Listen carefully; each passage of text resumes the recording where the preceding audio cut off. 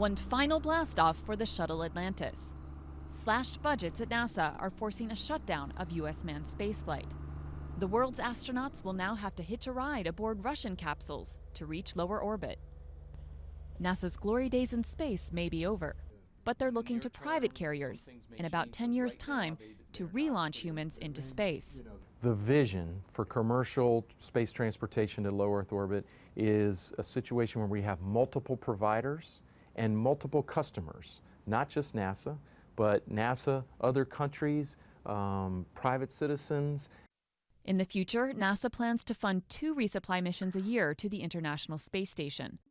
It's a contract worth hundreds of millions of dollars, coveted by private enterprises like SpaceX. This California startup of only 1,400 employees launched an equipment-stocked rocket in 2010. They say a manned launch is about 3 years away. The Falcon 9 rocket and the Dragon spacecraft were already designed for astronauts and just need upgrades.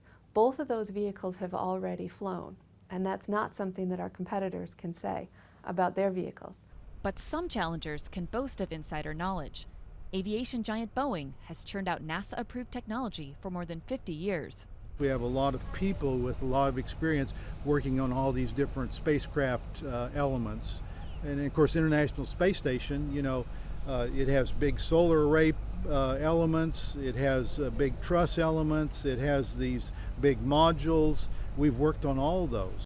But for any American upstart to win the space race, they must beat the Russian price tag, now $51 million per astronaut per transport.